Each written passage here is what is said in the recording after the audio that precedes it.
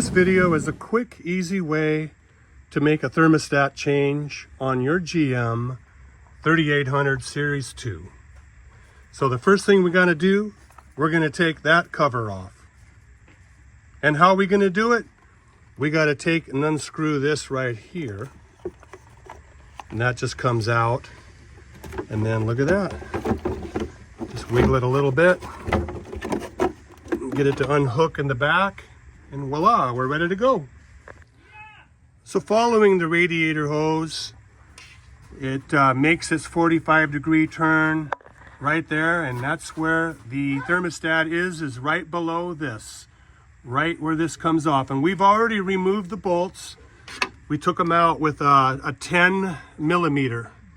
It's what you're going to use with a long extension to kind of get down in there to get to those bolts. It's, you know, a nice long extension is good to get in there on both sides. There's two of them. So those have already been taken out. But essentially, then you just, after you take those bolts out, you finagle this out of there as best you can. Okay. And sometimes water is going to come gushing out of here. That's why we got a pan underneath. Okay, so he's gonna just kind of bungee this back out of the way. Otherwise it sits there. If you let it fall down in there, it's gonna make a mess. So that baby is kind of stuck in there. It was originally, and that's why we had to take a screwdriver in here and kind of pry on it a little bit to get it to loosen up, you know. And eventually it loosened up enough where you could pull it out of there.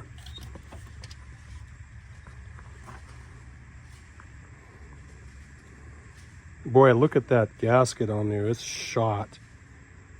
Totally bad. Barely, it wasn't leaking, but by the grace of God, it was going to start leaking here pretty soon. The car has been running ice cold. I think it's been stuck open because I drive all the way to work and it's barely throwing any heat, and the temperature's only reading like 140 or something like that. So we're going to go ahead and replace this and see if we get a good working thermostat that'll actually govern the engine's water temperature better and regulate that heat.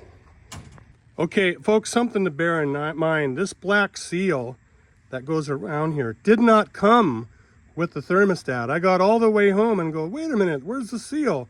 So I went back to Shucks O'Reilly and they said, oh, that's a separate purchase. So when you buy a thermostat, you got to make sure that it has this black seal that goes around. It's really easy to install, which I've already done. Also, there's a larger, almost like a flange gasket that goes around here.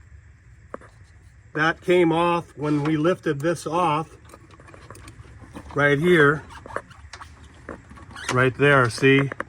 Basically, the remnants of it, you can see, we've already kind of scrape that off with a putty knife as best as we can to get a nice clean surface and wipe that all down, wipe that one all down. And this here is the replacement gasket, brand new, which I got home and realized, hey, my thermostat didn't come with that either. So I had to go back and request. And we are learning this together.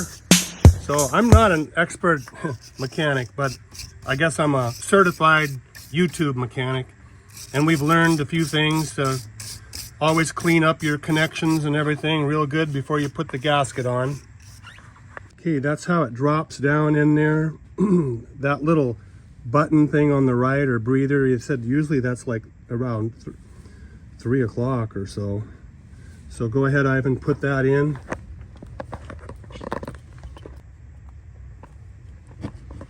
There it sits in there pretty as you please. Okay, on with the gasket.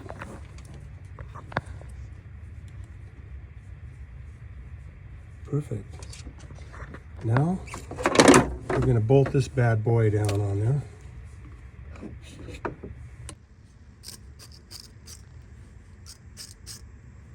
Kind of cleaning up the hardware a little bit. 10 millimeter socket. Go ahead. with the long extension. And he's threading those babies in one at a time.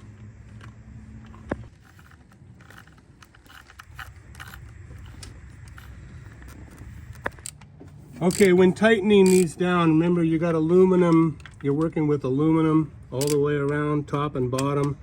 So do not over tighten these. Just snug them down around 8-10 pounds of torque. Just snug in a little bit more, not much. That's good. Now we're going to take that, we got it tightened down, we're going to take that bleeder screw out there and bleed the system. So we took the bleeder screw completely out. Now he's going to take off the cap.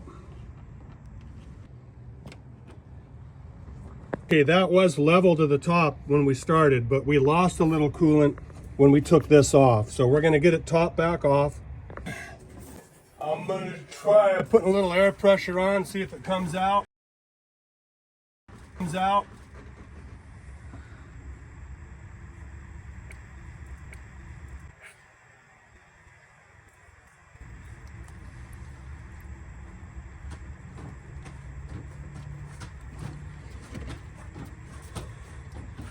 Sweet. He's going to tighten that down, then we're going to re-top this back off.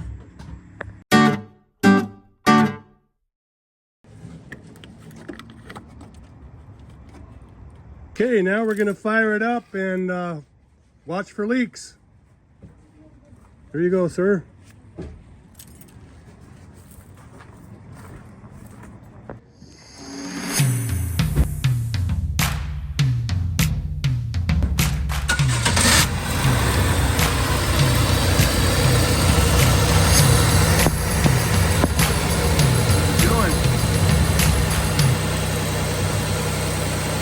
Good.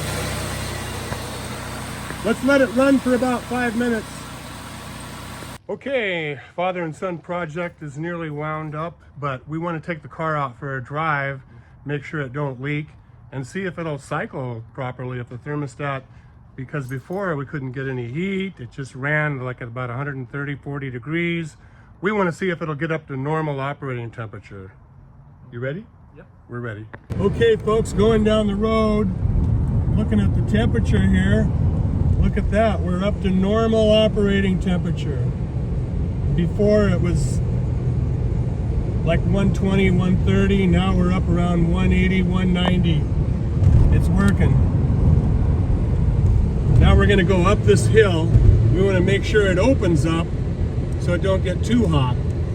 Made it to the top of the hill and it did not go over 200. So I think we're good. Well folks, I think it's pretty much a wrap. It's a success. We took the trip, we got it back, and there's no leaking going on. Ivan's going to go ahead and reinstall the top engine cover where it belongs, and we call it a success. So thank you guys for tuning in and everything, and just enjoying a father working with a son. We're learning together about working on cars, and it's a great bonding opportunity for a father and son. I recommend it for any of you guys out there. Take that extra time, wait for your son to come home from school, and do it together. Be so grateful for you as a dad to help teach him how to be a good mechanic. Anyways, like and subscribe. Appreciate watching. Over and out.